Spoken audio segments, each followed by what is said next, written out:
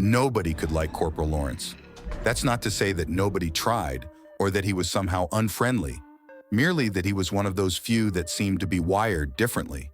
However, in the trenches of World War I, normalcy was at best a relative term, and one that had minimal relation of life, such as it was. Lawrence fought, listened to orders, and didn't disrupt the other soldiers, and that was all that was required. So what if people felt increasingly uncomfortable around him? In a place where the flesh rotting off your bones while you were still alive was the baseline of concern, a little personality conflict ranked several levels below a paper cut. Lawrence, for his part, dealt with it as he always had. That is to say, remained totally unaware of the avoidance. The same way a man blind from birth cannot mourn the memory of color, Corporal Lawrence couldn't bemoan a lack of company. He was quiet, as he had nobody to talk to, and still, as he had nothing to do for long stretches of time. The enemy trench, less than a mile away, had gone silent for several days, letting boredom and nervousness sink in even more than normal, coupled with the unease that seemed to radiate off of Lawrence like heat waves. The worst part was that there was no distinct reason to dislike the corporal. He was a plain man, average height, average build, bland of voice and action. Nobody could recall him raising his voice in joy or anger.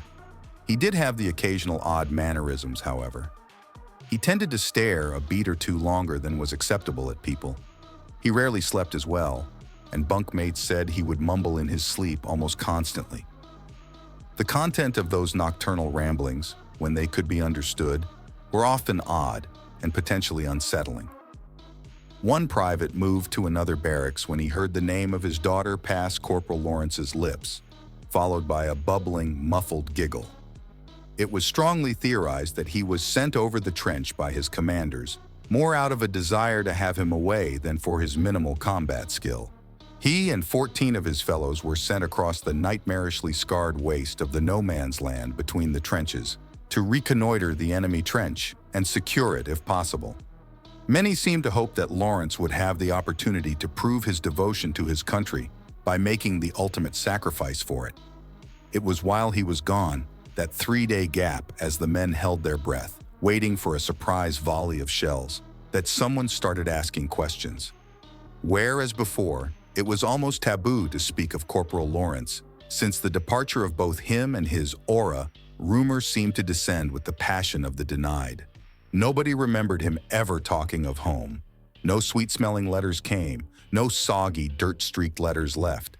He mentioned his dreams often, and griped sometimes with the men over missed foods or pleasures, but never with any real passion. Questions started to float among even the higher levels of the command. Nobody was able to actually find his station orders.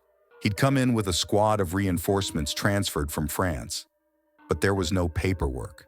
The rest of the reinforcement squad had never seen the man before. He'd been lumped in with them the night before the trip, along with the snips and scraps of other squads decimated by the Germans. Whispers filtered among the grunts of the corporal being a curse. Nearly every man who'd shared a bunkhouse with him had gotten trench foot, and the rooms he haunted always seemed to smell more musty and sickly sweet, even for the trench.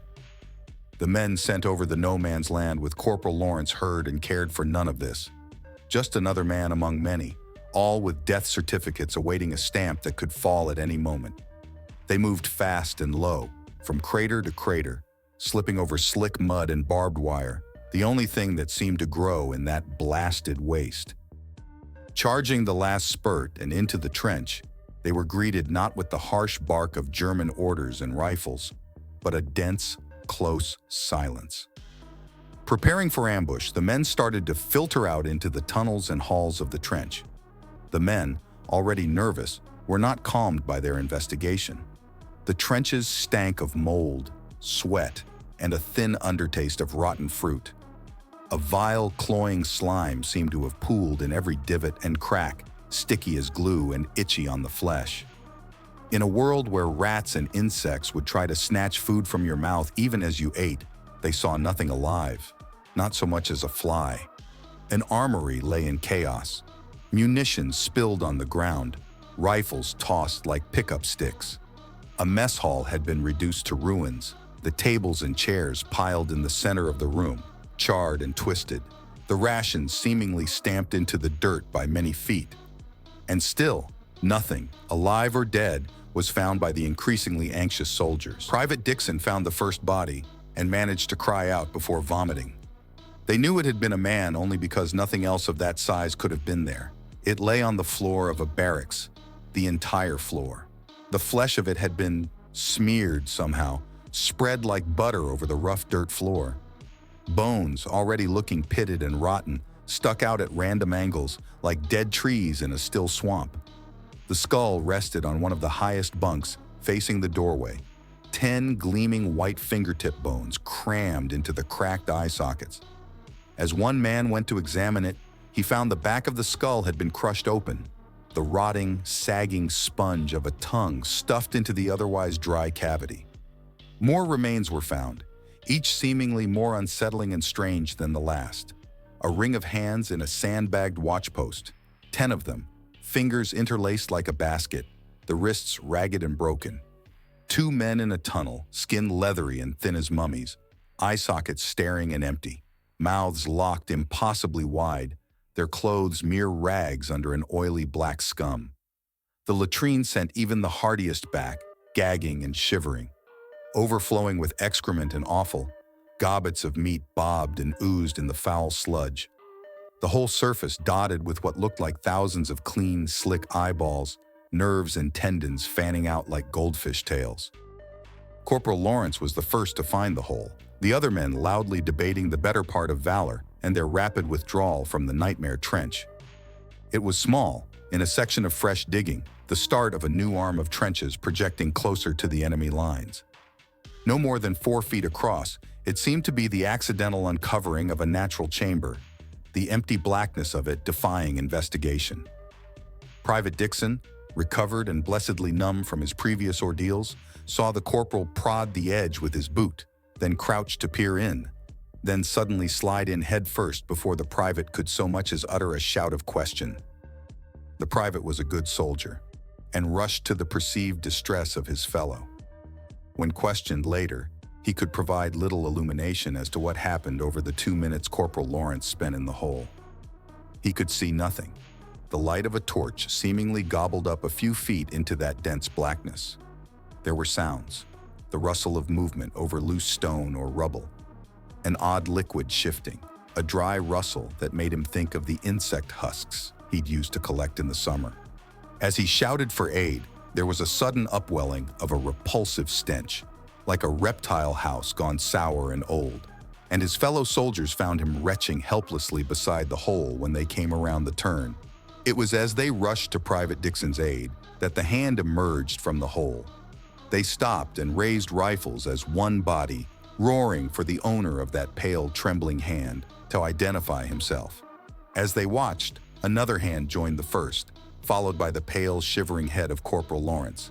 He was streaked and smeared with a tarry black ooze, hacking and coughing thinly as he hauled his body up beside that of the gasping private.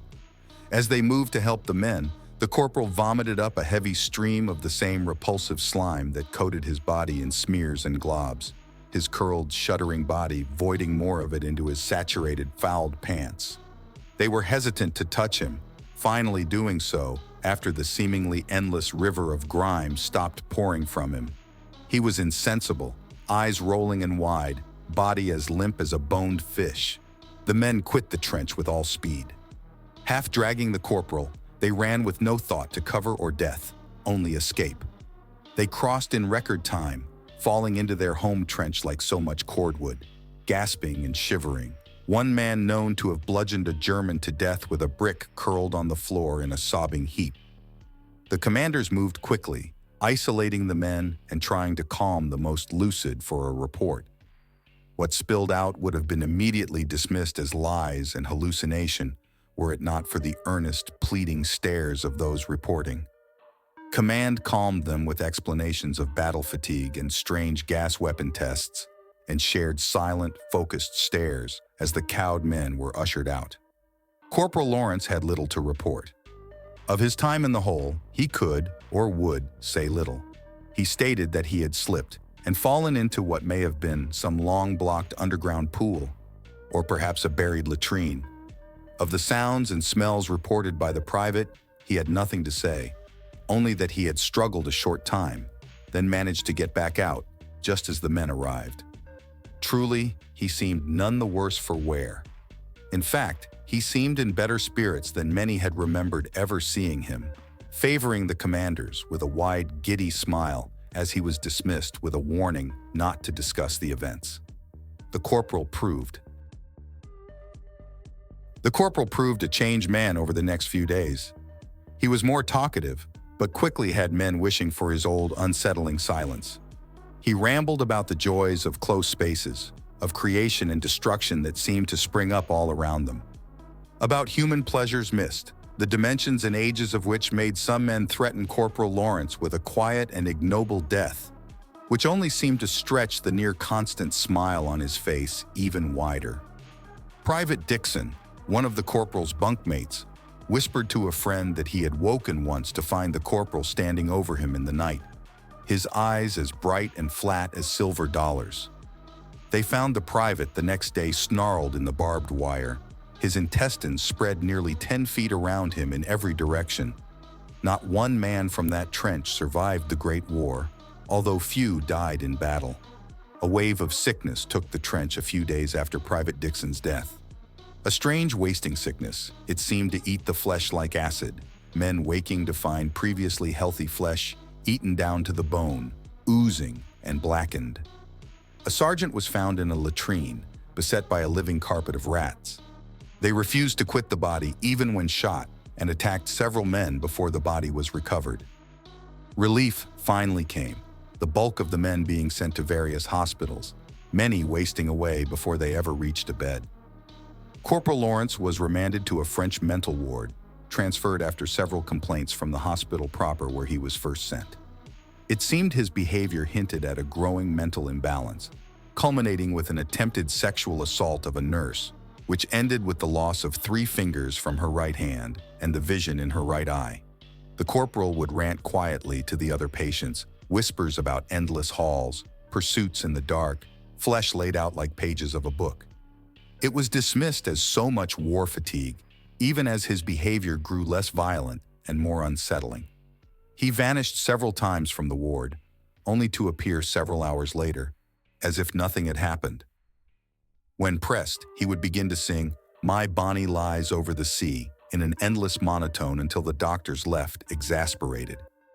Others on the ward clamored to be transferred from the whispering madman. A stale, musty foulness seemed to sit in the air wherever he stayed, and incidents of infection and the strange, consuming sickness that had beset his home trench seemed to follow him like a cloud. Numerous attempts were made to transfer the man, only to be met with bureaucratic confusion. No records were found of the man, no entry papers, commendations or incidents, not even a birth certificate. Through it all, he sat, for hours on end, cross-legged on his bed, occasionally humming tunelessly or rambling off the names of his wardmates between short, bubbling giggles. Corporal Lawrence and 18 men vanished one November night, between a 5-minute nurse rotation at 3 in the morning. The room reeked of rust, oil, mold, and sweet rot. Thick, black swaths of crumbling ooze coated the beds and several of the walls, wide patches of it smearing and eating into the floor.